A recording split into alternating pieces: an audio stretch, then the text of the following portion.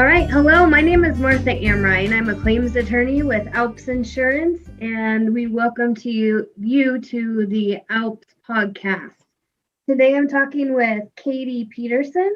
She is a law student going to school and living in Washington, D.C., obviously during the pandemic, which gives her a perspective that most of us didn't experience. And we're talking with her today about how that experience has been and how that might shape her experience and I guess getting her ready for her future career. Katie, thank you for joining us. Hi, yes, thank you so much for having me. I'm excited to be here and talk a little bit about my experience. Yeah, can you tell us a little bit about yourself? Of course. So I moved to Washington, D.C., as you mentioned, for law school from Georgia. I went to the University of Georgia for undergraduate, and I studied women's studies and sociology. So I think that really set me up nicely for law school, especially in terms of what I'm interested in, that being advocacy and legislation that's centered around advocacy. So feel like that has led me to sort of where I am now. I basically grew up in the South. DC is the furthest north that I've ever lived. So I always tell people that I'm in the North, even though I get pushback on that, saying I'm still in the South. I refuse to believe it. All relative. I say, no, I'm a Northeasterner now. I feel like I basically live in New York. That's just a little bit about me. Awesome. And what about school activities, internship? I know you've got a lot of other things going on. What else are you involved in? Absolutely. So I am currently on the board of If, When, How Lawyering for Reproductive Justice, which is a national organization, but I'm on the board of the Washington College of Law chapter. I was on the board this past year and will continue in my role as vice president next year. I also am currently interning for Women Lawyers on Guard, which is a small nonprofit that focuses on sexual harassment in legal profession. Awesome. So what did let's say March of last year was the beginning of all of the changes. Tell us about that first part of your first year, and what was important, how things went with school and studying and social life and all of that. The first part, post-pandemic, after everything. Pre-pandemic. So pre-pandemic, I felt like I had a very normal law school career. I was really close with my sort of section mates, which seems to be pretty common amongst law schools. You know, your section mates are the people you spend most of your time with. So I spent a lot of time with my friends that I made in my section in class, and then going and having our lunches together in the cafeteria, going for a coffee, spending a lot of time in the library studying together, and really forming connections that we all expected to, carry on through our law school careers. Whether or not that's happened, obviously everything was interrupted by this global pandemic. So it's been an adjustment, definitely, and we'll get into that. But pre-pandemic, it really felt like a normal law school experience. I mean, it was stressful and it was exciting, it was new. It was fun. And then obviously it had its less fun moments, but ultimately I think something that was present in my pre-pandemic law career that is a little less present now is just sort of that sense of camaraderie and being able to, when that big assignment's coming up or that really difficult test or project is coming up, you kind of have that support system around, whether it's just, commiserating and talking about how difficult everything is or getting good advice from people. That was a really beneficial part of being in person. Yeah. Yeah. So tell us a little bit about how things changed March 2020 and what differences there were to, your entire life, basically. Yeah. So like so many people, my entire education moved online in March 2020, pretty close to our spring break. And I mean, everything changed. Really, it was the school buildings closed down. We were unable to access the campus that, I had been going to every day for almost a year.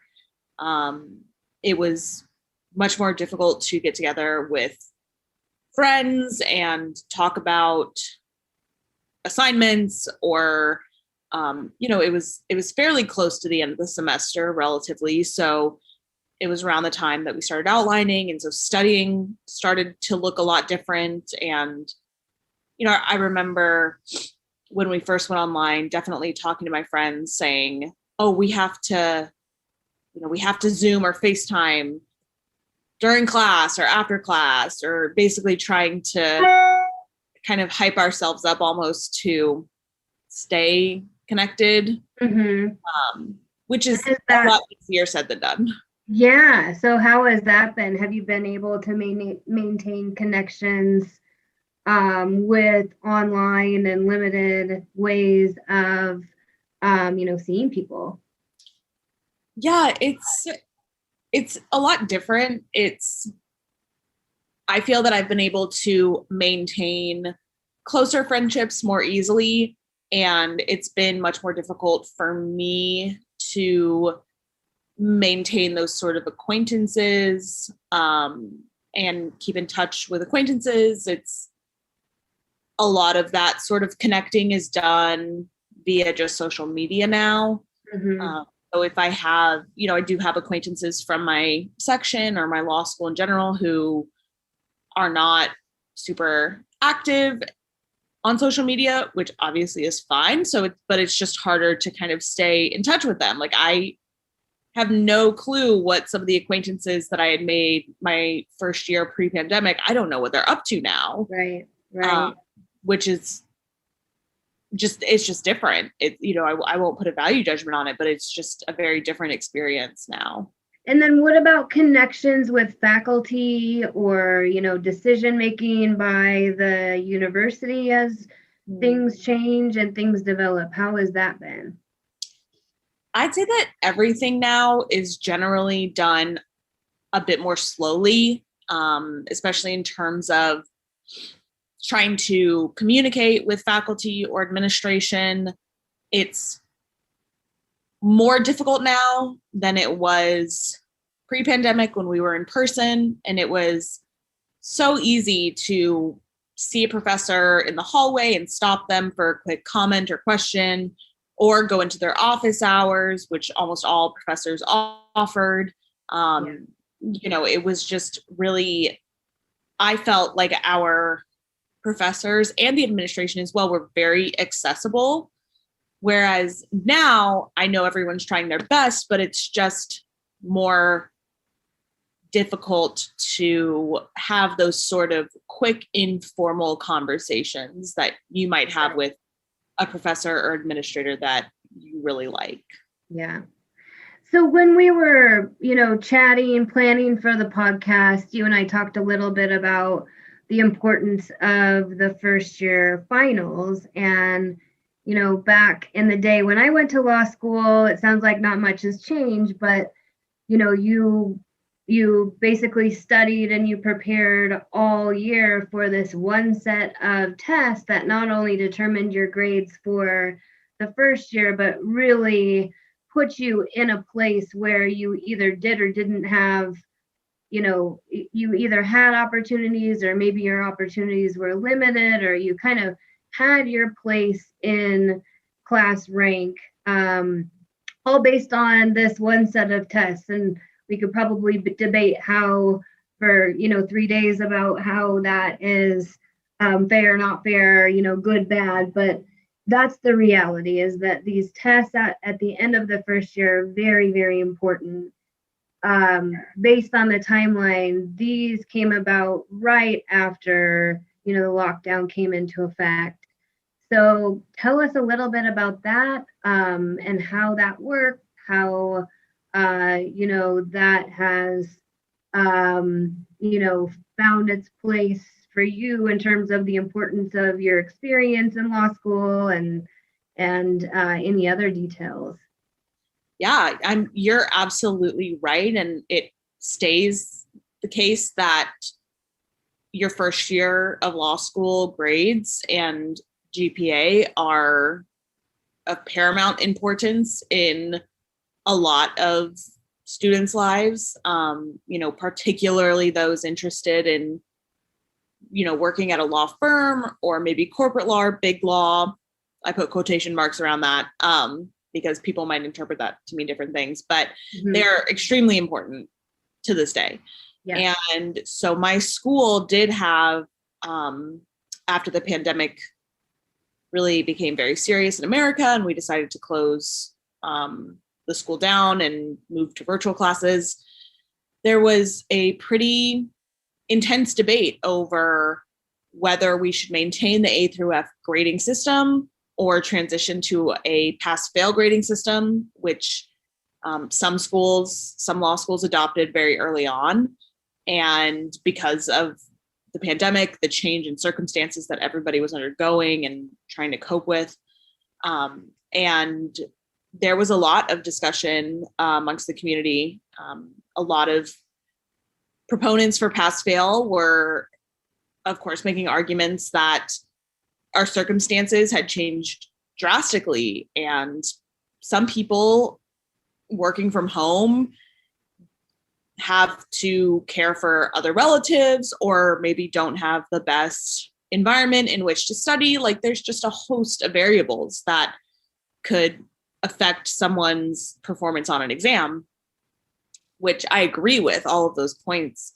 And then others who were in favor of keeping the A through F grading system made a lot of the same points that you just made in terms of how important GPA is to law students entering the workforce, and how, especially because it was not, to my understanding, it was not 100% uniform throughout law schools in the country, whether or not it was going to be pass-fail or graded A through F.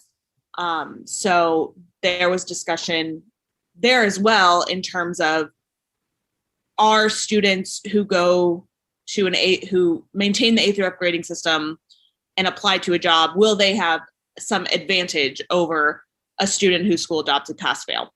So those were kind of the arguments on both sides. I personally did not feel super strongly about either one. I understood both sides of the argument.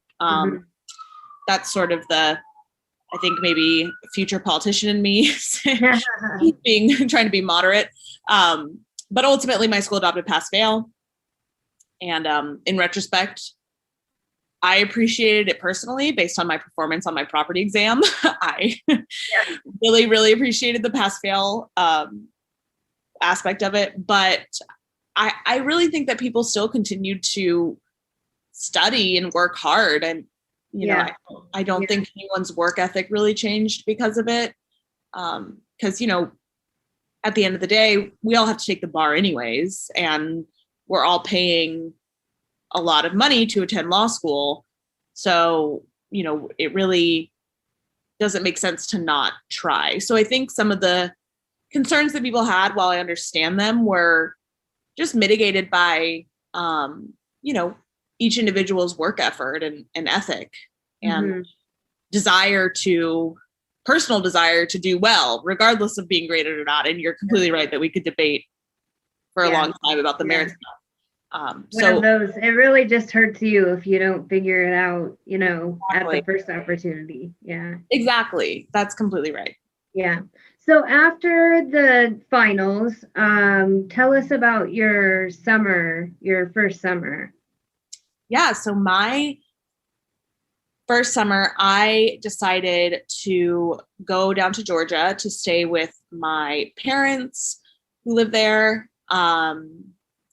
Just mainly because of all of the uncertainty surrounding COVID, and DC is a very populous region, and I have a dog, so I would have to go out frequently to take her out, and there was just a lot of uncertainty surrounding, how contagious it was, what outdoor space. So all of that saying that I ultimately decided to go spend the summer with my parents so that I could sort of socially distance even more at their house and limit my exposure to other individuals. Right, because there is a big difference between, I'm imagining, where your parents are in Virginia and, in the middle of DC in terms of space and contact with other people.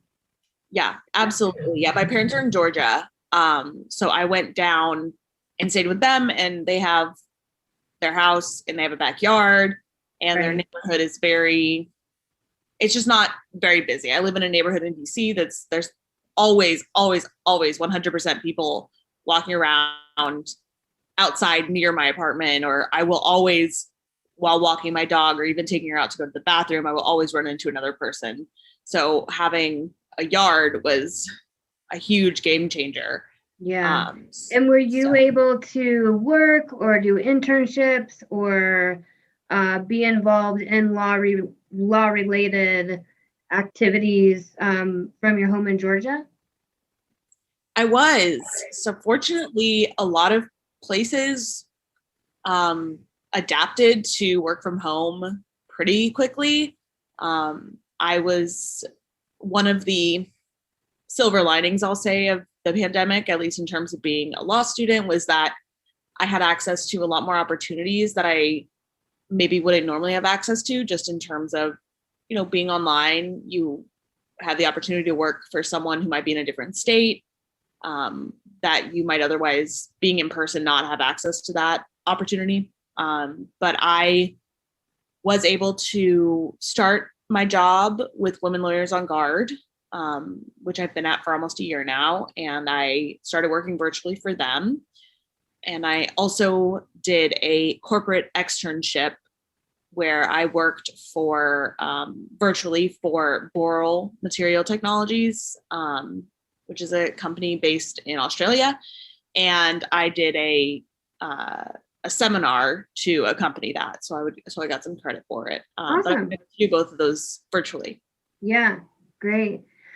All right, so you made the decision and made the move back to DC after this summer, but what about your fellow, students, your colleagues in school?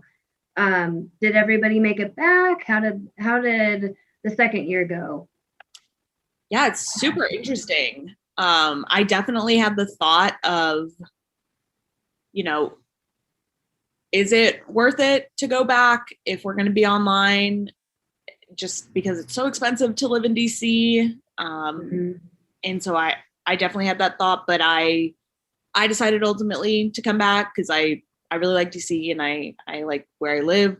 But I do know some people who have either not come back at all or have come back and then have been traveling a lot.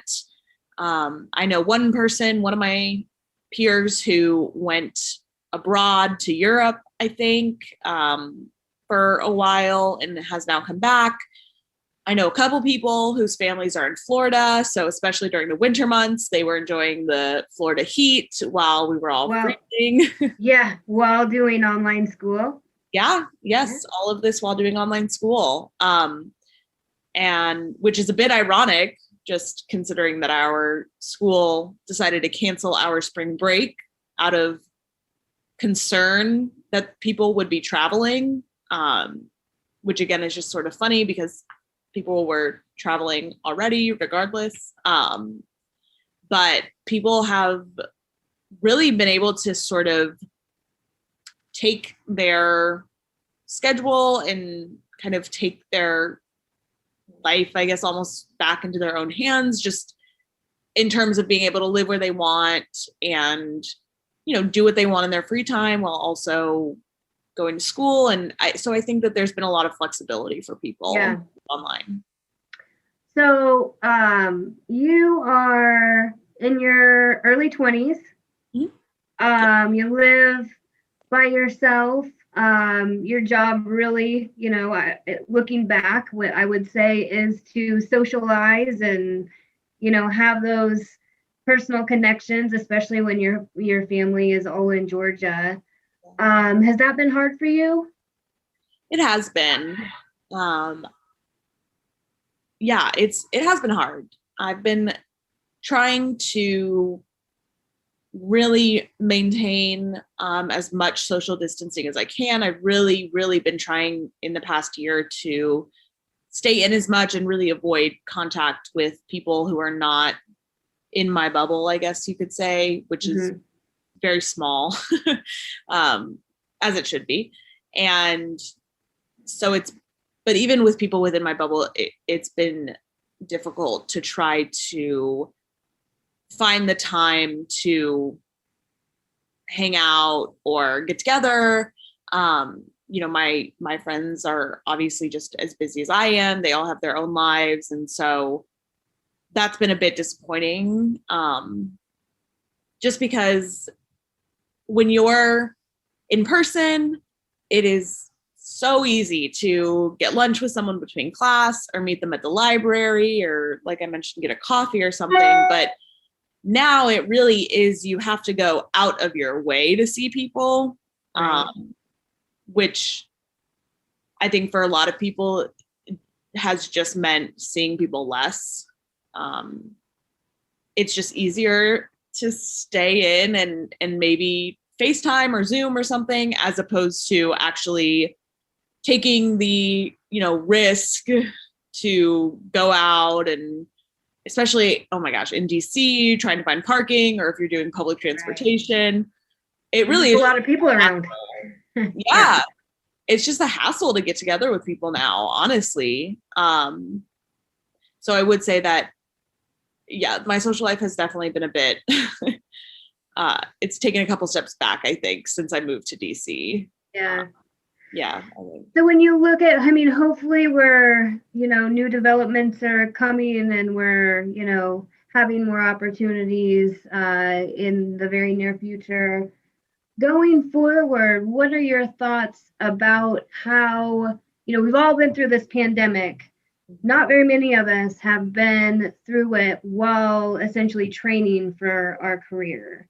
As you are in, right smack in the middle of your law school experience, how do you think that I guess hinders you in one way? And we can talk about benefits, but what do you see as the pros versus cons with you experiencing this now at this point in your life?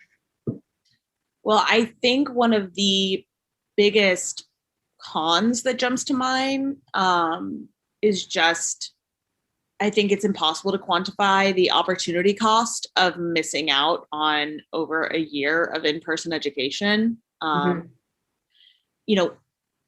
professors and administrators are such great resources for all types of reasons, but especially when it comes to, finding work, finding a job.